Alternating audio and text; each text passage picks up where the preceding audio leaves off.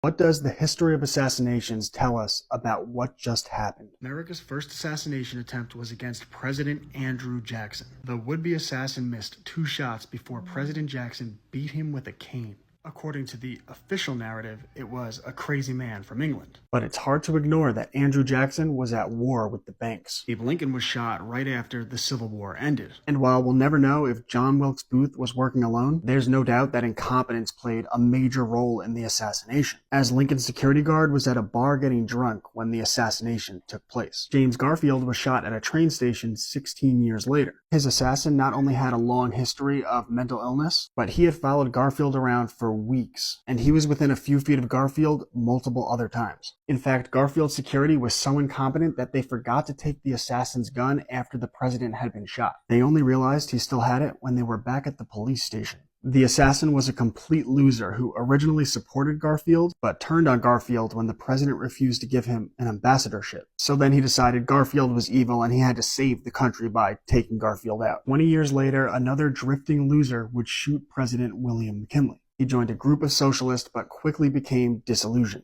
Then he embraced anarchy, and after getting involved with a group of anarchists was convinced that he would be hailed as a hero if he took out McKinley. Garfield's assassin thought the same thing. Both men were universally hated afterwards. McKinley was shot at the Pan American Exposition in Buffalo, New York.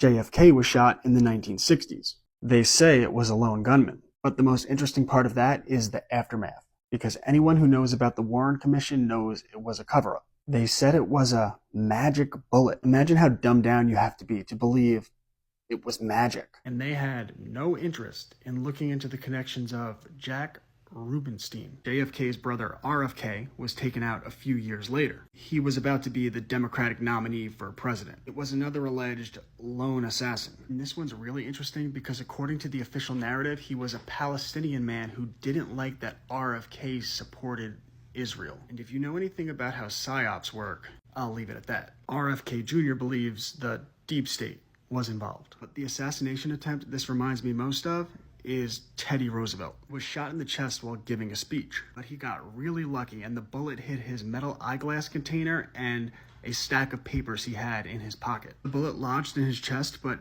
didn't penetrate. He would then finish a 90-minute speech. I mean, you should look into Teddy Roosevelt. The guy was just different. And the projection of strength is very similar to what we just watched. And look at this, it's very similar energy. In times like these, I always warn people against forming emotional opinions about what happened, because now it becomes all about spinning a narrative. Kind of like this gem by ABC News, Loud Noises. It's why I write books on the history of fake news and how information is controlled, because everyone wants to be a knower. But in times like this, misinformation is everywhere, and you can only become a knower when you know that you don't know. And there is a history of lone wolves doing crazy things, a history of the authorities being incompetent, and a history of something else happening. And I don't know about you, but I'm always just a little bit more interested in the something else happening. And of course, never forget that the world is a stage. Teach your kids to see through the lies with my books on how information is controlled, how PSYOPs